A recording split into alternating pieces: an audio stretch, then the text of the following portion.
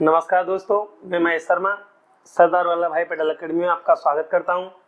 हमने शब्द पढ़ रहे थे। शब्द में मैं आपको उत्पत्ति के आधार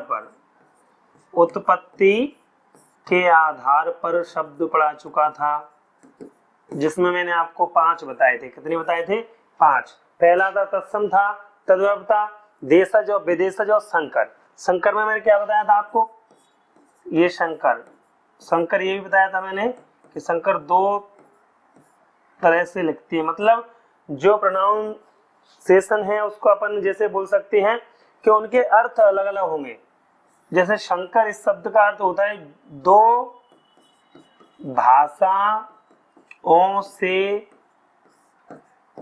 जुड़े हुए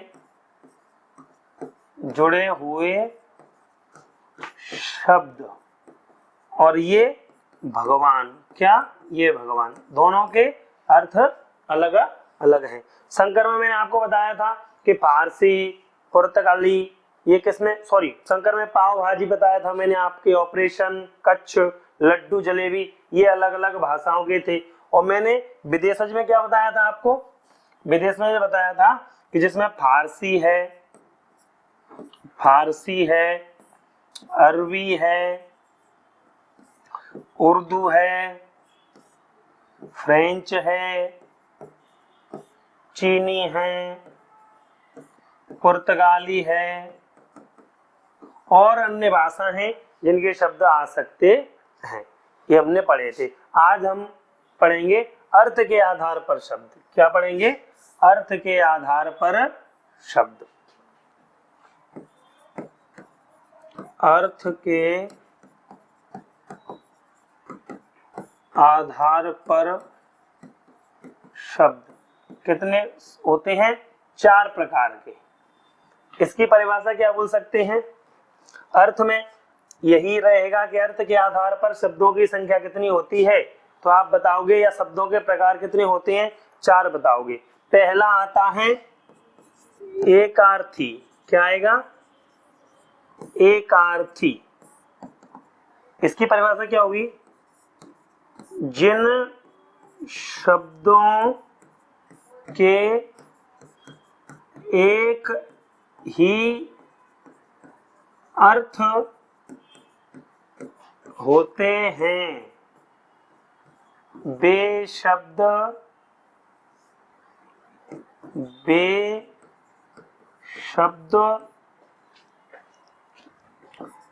एकार्थी कहलाते हैं।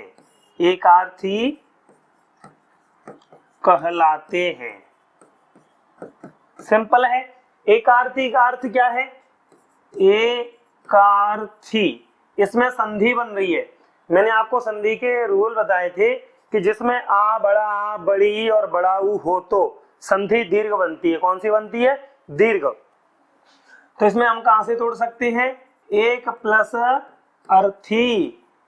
एक का तो अर्थ आप जानते हो, वो अर्थ मात्र होता है निकलना, चाहने वाला अर्थी। देखो 2 अर्थी होती हैं, अर्थी और अर्थी, ये दोनों में अंतर है। इस अर्थी को, जैसे वो विद्यार्थी शब्द आता है तो विद्यार्थी में क्या आता है? विद्या प्लस अर्थी, विद्या को चाहने वाला। लेकिन वो अर्थी क्या होती है? घटी होती है, जिसके एक अर्थ निकलते हो। सिंपल है। जैसे एग्जाम्पल में क्या लिखेंगे? दुकान, सड़क, जलेबी, किताब इत्यादि। क्या लिख सकते हैं हम? इत्यादि। सिंपल सी बात है कि जिनके एक अर्थ हो उन्हें अपन एकार्थी कहेंगे। हम क्या कहेंगे उनको? एकार्थी, क्योंकि दुकान का भी अर्थ एक है, सड़क का भी अर्थ एक है, जलेबी और किताब का एक ही अर्थ होगा। हम एक शब्द के 2 अर्थ नहीं लगा सकते, उन्हें हम क्या कह सकते हैं? एकार्थी कह सकते हैं। क्योंकि जैसे मैं एग्जाम्पल और बोलूं आपको, गुरु शब्द, गुरु, इस गुरु के अपन अलग अलग अर्थ लगा सकते हैं। जैसे आप तो गुरु हो, आप तो गुरु निकले, ये दोनों अर्थ अलग अलग हो जाएंगे। जैसे तात, अनगिनत शब्द हो सकते हैं, लेकिन जिनका एक ही अर्थ हो उन्हें हम क्या कहेंगे? एकार्थी कहते हैं। दूसरा आता है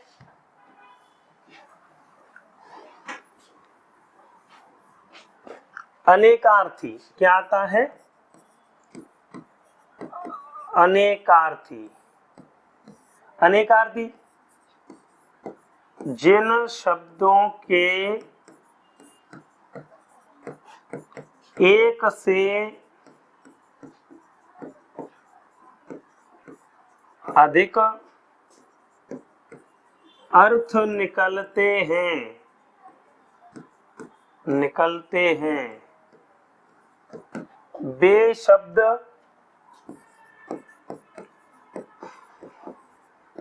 शब्द अनेकार्थी शब्द कहलाते हैं।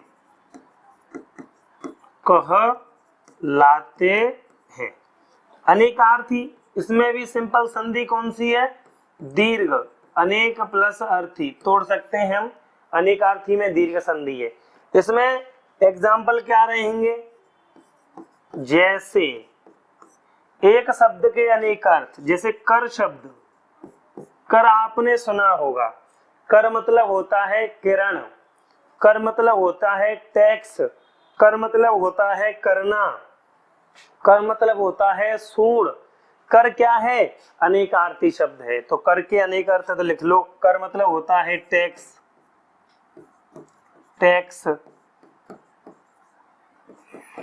सूण, हाथ,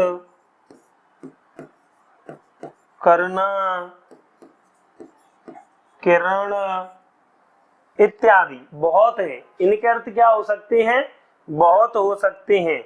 जैसे एक और शब्द लेते हैं अपन, सारंग शब्द। कौन सा लेते हैं? सारंग। सारंग के भी कई अर्थ होते हैं। एक कहावत सुनी होगी आपने, या हम इनको किस में पढ़ेंगे? रसों में या अलंकारों में पढ़ेंगे? कि अलंकार में पढ़ेंगे इसको हम, कि सारंग ले सारंग चली कर सारंग की ओट, और सारंग धीमी जान के सारंग कर गई चोट।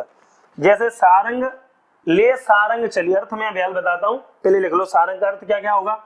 सारंग का अर्थ होता है साड़ी, पल्लू, हवा, दीपक, है ना? ये सारंग के अर्थ हैं। सारंग, और एक और हो सकता है स्त्री। क्या? स्त्री। जैसे सारंग ले सारंग चली, एक औरत एक सारंग को लेकर चलती है। किसको? दीपक को। कर सारंग की ओट, मतलब उस पल्लू की, साड़ी की ओट करके चलती है। और सारंग धीमी जान के, सारंग मतलब हवा, वो हवा ऐसा समझ रही है कि धीमी चल रही है, लेकिन सारंग कर गई चोट। लेकिन हवा वो कैसी थी? तेज थी। तो वो क्या कर गई? चोट कर गई। जैसे बोलते हैं ना कि एल फैल खेल वेल खलक में गैल गैल गजनन की ठैल पैल सैल यो सलत है। ये शब्द है ना, घुमे हुए हैं, क्योंकि भाषा क्लिष्ट है। कैसी है? क्लिष्ट भाषा। के शेष महेश गणेश दिनेश सुरेश हो जाए निरंतर ध्यावे, जाय यनादे अनंत यखंड यछेद यवेद सुवेद बतावे। तो भाषा समझ में नहीं पड़ती जब तक हमको मालूम शब्द नहीं होंगे। तो शब्दों के बिना भाषा को समझना असंभव है, ध्यान रखना। तो ये क्या हो गए? अनेकार्थी। हम इनको डिटेल से अलग से पढ़ेंगे, अलग वीडियो में पढ़ेंगे, क्योंकि यहाँ डिटेल बताना पॉसिबल नहीं है, संभव नहीं है। दो बस एग्जाम्पल बता दिए मैंने आपको कि कर का अर्थ टैक्स है, सूड़ है, हाथ है। कई बार बोलते होंगे हम कि कर मध्य गौरी, क्योंकि ऐसा समझते हैं कि सुबह उठकर हाथ ऐसे करने से हमारे बीच में जो सरस्वती विराजती हैं वो हमारे पास आ जाती हैं, हमारी मतलब जो बुद्धि विकार है वो सही चलने लगती है। तो ये क्या हुआ? अनेकार्थी शब्द। हम पढ़ते हैं अब समानार्थी शब्द। क्या पढ़ते हैं? समानार्थी। समानार्थी। समानार्थी को क्या बोलते हैं? पर्यायवाची। क्या होता है? पर्यायवाची। इसकी परिभाषा है पर्यायवाची है, समानार्थी है, एकार्थी है, पेपर में आ सकती है। तो समानार्थी क्या होंगे? ऐसे शब्द जिनके एक के कई शब्द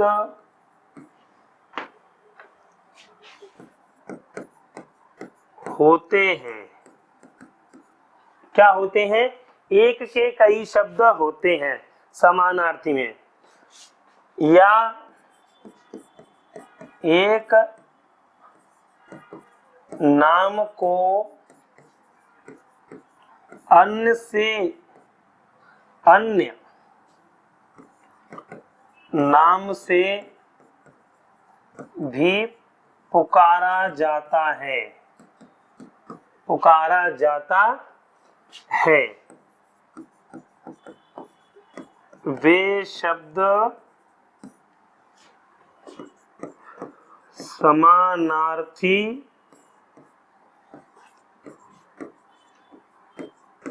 कहलाते हैं। मतलब जिसको एक नाम है उनको अन्य नामों से भी पुकारा जाए। वैसे अगर मेरी दृष्टि बोली जाए तो कोई किसी का पर्यायवाची नहीं होता, सिंपल है। जैसे बोलूं मैं आपको कि चंद्र बदन, मैंने उस दिन एक एग्जाम्पल दिया था आपको। क्या दिया था? एग्जाम्पल दिया था, है ना, कि शोणित बीज हरे, एक आरती में आता है। तो शोणित का अर्थ होता है खून, है ना। तो हम खून बीज हरे भी तो बोल सकते हैं, क्योंकि उसकी तुक है, लयबंदी है, वो लग नहीं रही, इसलिए हम इसका प्रयोग नहीं करते। तो इस वजह से देखो, पर्याय का अर्थ क्या होता है? जिसमें कोई अंतर ना हो। जैसे एक बात कही थी परशुराम ने कृष्ण से, क्या बोलते, कर्ण से, कि आप मेरे पर्याय हो। पर्याय का मतलब क्या होता है? जिनमें कोई अंतर नहीं रहता, उन्हें हम क्या बोलते हैं? पर्याय बोलेंगे। जैसे इसके एग्जाम्पल हैं आंख। आंख का पर्यायवाची क्या क्या बोल सकते हैं? नयन है, नेत्र है, चक्षु है, अक्षी है, लोचन है, विलोचन है। क्या है? विलोचन। विलोचन है, विलोचन है, द्रग है, दीदा है, बहुत है, इतने पर्यायवाची, है ना। तो हम नाक के नयन, नेत्र, चक्षु, अच्छी, लोचन, ब्रग, मृग, द्रग, दीदा, ये अनेक पर्यायवाची हो सकती हैं, समान है। आप कोई भी एग्जाम्पल आंख का ले लिया, हम किसी और के भी ले सकते हैं। जैसे बोल सकते हैं कि ज्ञात के, क्या किसके ले सकते हैं? ज्ञात को। ज्ञात को क्या बोलते हैं? भान होना, पता होना, अवगत होना, मालूम होना, है ना, रूबरू होना। मतलब अनगिनत शब्द बन सकते हैं। इसका तो मतलब जानते हो, भान होना, अवगत होना। पर्यायवाची उनको कहते हैं जो समान रहते हैं, जिनमें हम कोई फर्क नहीं समझते, उन्हें हम पर्यायवाची कहते हैं। अगले आते हैं विलोमार्थी। क्या आते हैं? विलोमार्थी। विलोमार्थी का अर्थ क्या होता है? जो एक दूसरे के विलोम होते हैं। जैसे मैं बोलूं पति पत्नी, क्या बोल सकता हूं? पति पत्नी। लिख लो। इनको हम विपरीतार्थी बोल सकते हैं या विलोम बोल सकते हैं। इसकी परिभाषा है जो अपने शब्द का विपरीत अर्थ दे, बे शब्द विलोम शब्द कहलाते हैं। विलोम शब्द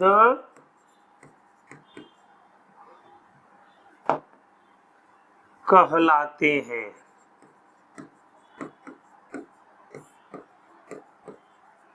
एग्जाम्पल, जैसे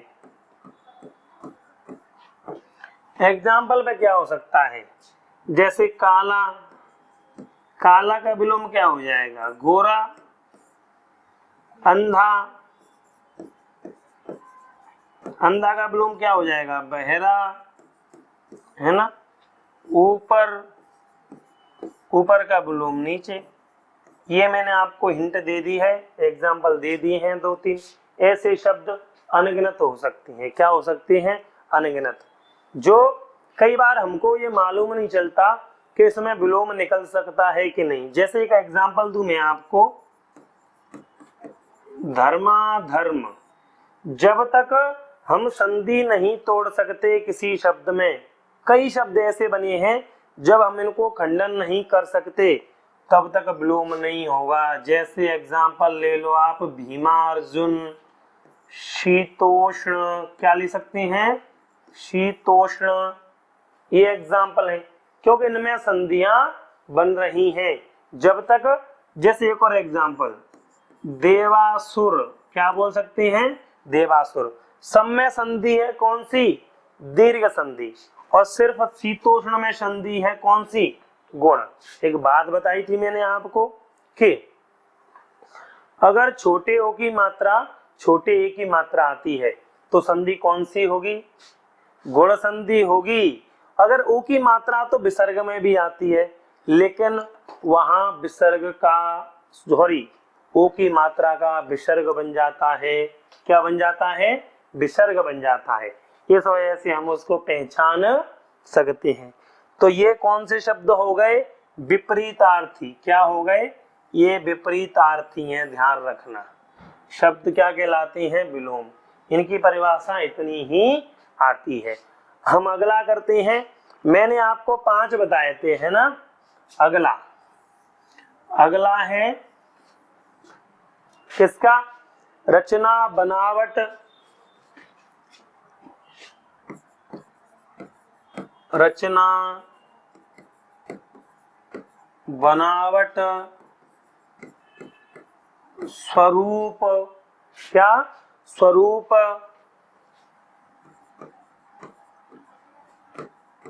व्युत्पत्ति के आधार पर शब्द, व्युत्पत्ति के आधार पर शब्द। कितने प्रकार के होते हैं, 3 के। कितने के होते हैं, 3 के। पहला कौन सा होता है, रूढ़। दूसरा कौन सा होता है, यौगिक। और तीसरा कौन सा कहलाते हैं, योग रूढ़। हम इसको डिटेल से पढ़ेंगे क्योंकि ये पेपर में आते हैं, पूछे भी जाते हैं। इनकी परिभाषा पूछी जाती है कि रूढ़ शब्द क्या होते हैं, यौगिक क्या होते हैं और योग रूढ़ क्या कहलाती हैं। किसके आधार पर हैं ये, रचना के आधार पर, बनावट, स्वरूप, व्युत्पत्ति के आधार पर। ध्यान रखना, एक के अनेकों नाम हैं। पहला पढ़ते हैं रूढ़ के। रूढ़ शब्द क्या होते हैं, क्या पढ़ते हैं, रूढ़ शब्द। रूढ़ ऐसे शब्द, क्या, ऐसे शब्द, ऐसे शब्द जिनके शब्दों के, जिन शब्दों के सार्थक खंड नहीं हो सकते, खंड नहीं हो सकते। क्या नहीं हो सकते, सार्थक खंड नहीं हो सकते, वे शब्द रूढ़ शब्द कहलाते हैं। वे रूढ़ शब्द कहलाते हैं। सिंपल है, मतलब देखो शब्दों के खंड तो हो जाएंगे, लेकिन मैं जैसे एक बात बताऊं, मैं राम शब्द लिखूं राम, तो राम का खंड तो हो सकता है र प्लस म, हम इसको भी कर सकते हैं र प्लस आ, म प्लस अ, इसको भी खंड कर सकते हैं, लेकिन इनका कोई अर्थ नहीं होगा। तो ऐसे शब्द जिन शब्दों के सार्थक खंड नहीं हो सकते वे शब्द क्या कहलाते हैं? रूढ़ शब्द कहलाते हैं। एग्जाम्पल क्या करेंगे? एग्जाम्पल कोई भी ले लो, राम, श्याम, पवन, घर, रोटी इत्यादि। क्या? इत्यादि। मतलब इनके कोई खंड नहीं कर सकता। खंड तो हो सकते हैं, लेकिन एक शब्द आया है क्या? सार्थक। ये सार्थक खंड नहीं होंगे, ध्यान रखना। सार्थक क्या होता है? जिनके एक ही अर्थ हो उन्हें अपन क्या कहते हैं? सार्थक शब्द कहते हैं। अगला आता है यौगिक। क्या आता है? यौगिक। यौगिक ऐसे शब्द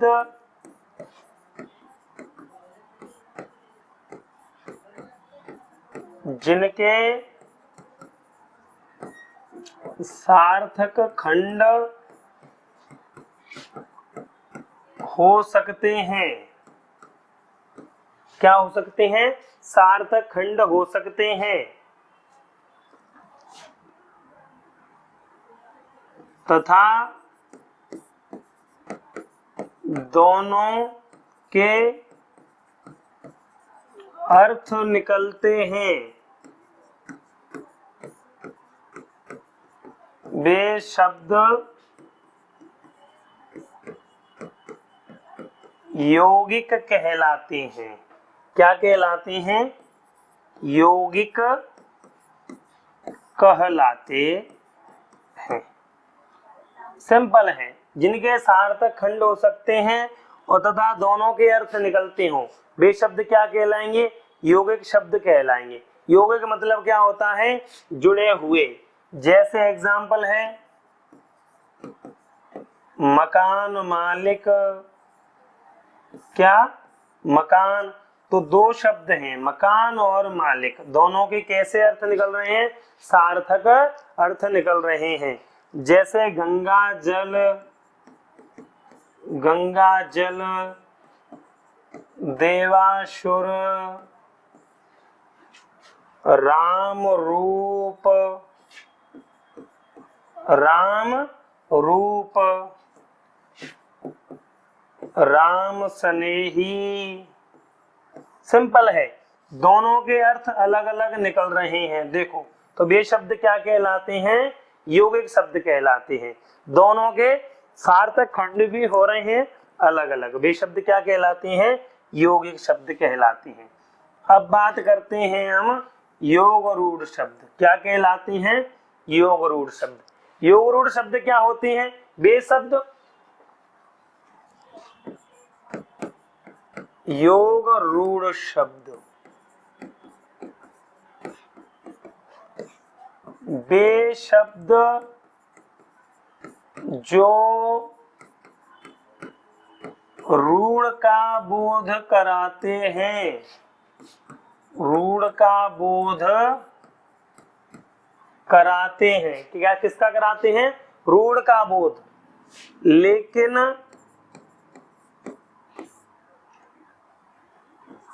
वे किसी तीसरे शब्द की ओर इंगित करते हैं। क्या करते हैं? इंगित करते हैं। इंगित का मतलब होता है इशारा, सॉरी, इंगित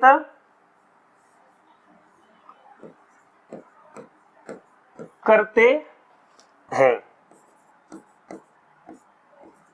वे शब्द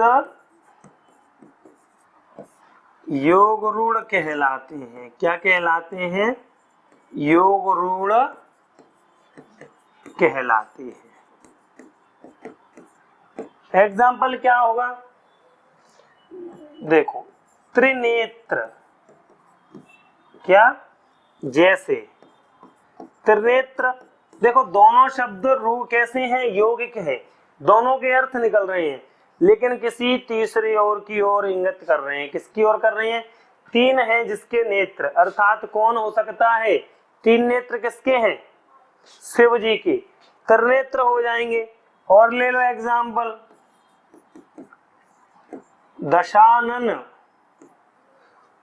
और क्या हो सकता है, लंबोदर, गलत लिखा है ना,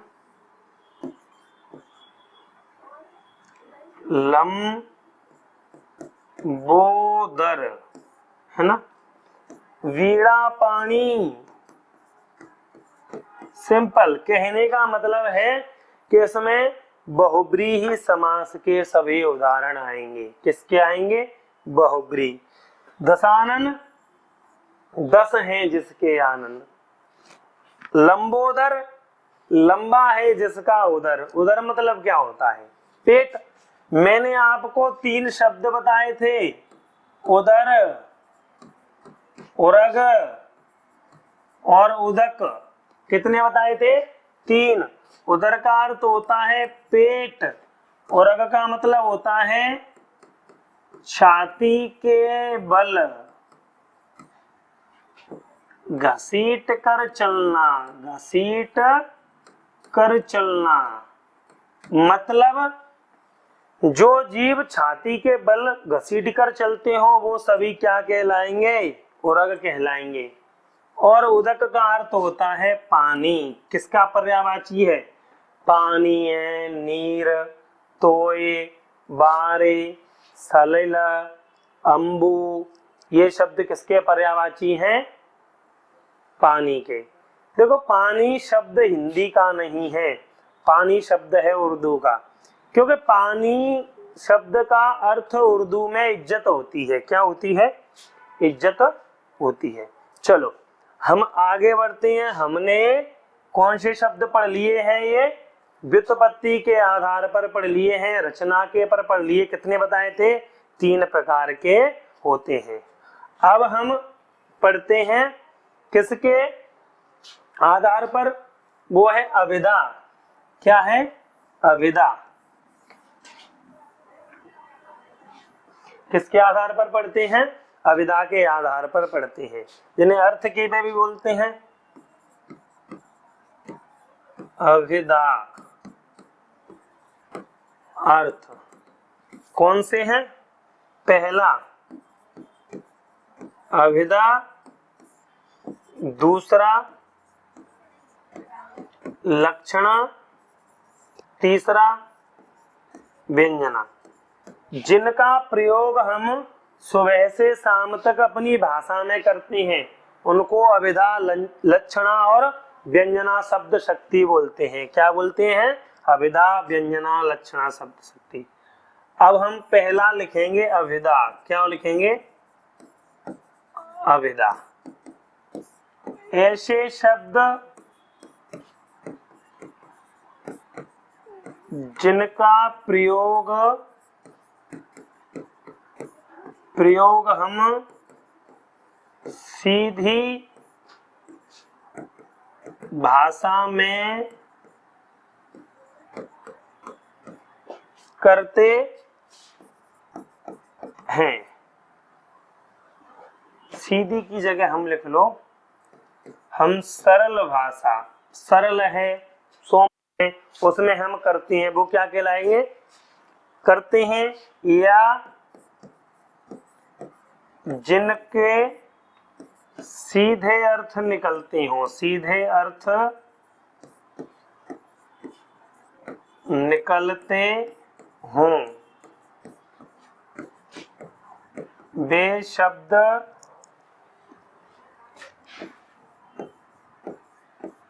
अभिधा कहलाते हैं, कहलाते। सिंपल है, राम खाना खाता है, खाता है। जैसे आमतौर पर घर में बोलते हैं वह पढ़ने जाता है, वह खेलता है, वह रोटी बनाता है, तो ये क्या हुए? अविधा शब्द शक्ति हुई। इन्हें हम शब्द शक्ति बोलते हैं, अविधा शब्द शक्ति, है ना, जिसको 3 प्रकार की रहती है। तो सिंपल करते हैं हम, ठीक है ना। दूसरा होता है लक्षणा। क्या होती है? लक्षणा।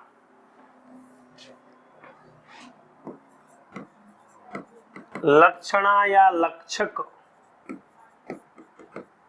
क्या कहेंगे? लक्षणा या लक्षक। वे शब्द जिनका अर्थ सीधा न निकलकर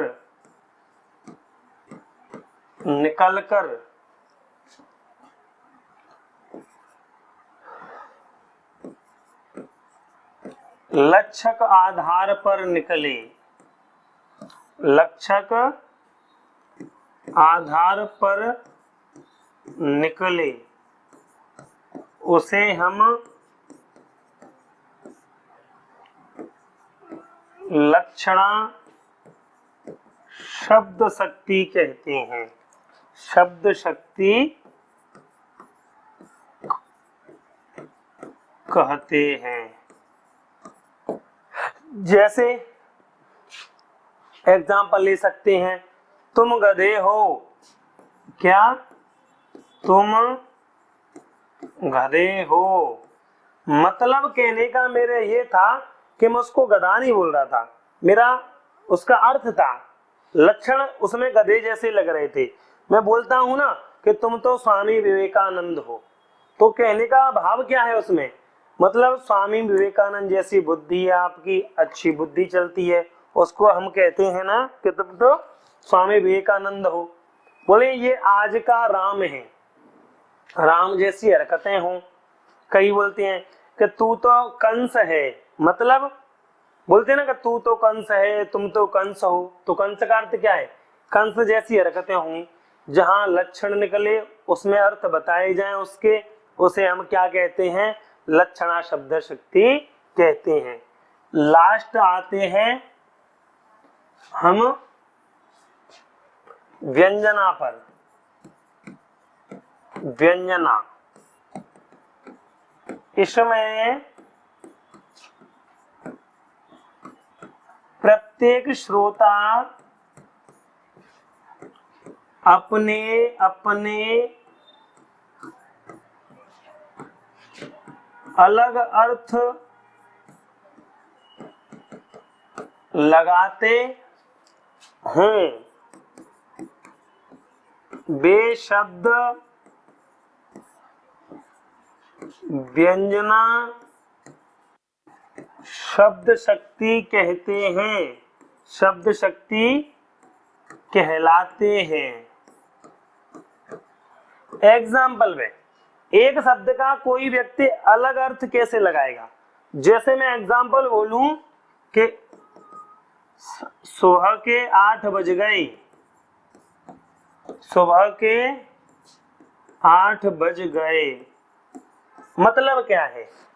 देखो अलग अलग व्यक्ति, सुबह कोई ड्यूटी से आया होगा, वो बोला कि सुबह के 8 बज गए होंगे। कोई ये समझ रहा होगा कि अब हमें सुबह स्कूल जाना है, तो वो अलग अर्थ समझ रहा है कि सुबह के 8 बज गए हैं। कोई ये समझ रहा है सुबह कि हम कहीं घूमने जा रहे हैं, चलो सुबह उठना पड़ेगा, या सुबह ऑफिस में जाना पड़ेगा। तो वो अपने अपने अर्थ अलग अलग निकालते हैं। वो क्या कहते? जैसे एक और एग्जाम्पल बोलूं, आप तो गुरु निकले, तो गुरु का मतलब एक तो शिक्षक होता है, एक गुरु का अर्थ होता है चालाक। मतलब हर एक व्यक्ति उस शब्द के अर्थ अलग अलग लगाए। वे शब्द क्या कहलाते हैं? व्यंजना शब्द शक्ति कहलाते हैं। हमने आज शब्द शक्ति पढ़े, शब्दों पर चर्चा की। हम अगले वीडियो में विकारी अविकारी शब्द पढ़ेंगे, जो बहुत ही डिटेल से हैं, जिनमें से कई क्वेश्चन बनते हैं। संज्ञा है, सर्वनाम, विशेषण, क्रिया, ये चीजें हम पढ़ेंगे। आज की वीडियो आपको अच्छी लगी हो तो आप लाइक करें, कमेंट करें, शेयर करें, और जो आपसे क्वेश्चन नहीं बनते या जो पूछना है तो आप मेरे को कमेंट में लिखकर पूछ सकते हो। अगली वीडियो में मिलती हैं। धन्यवाद।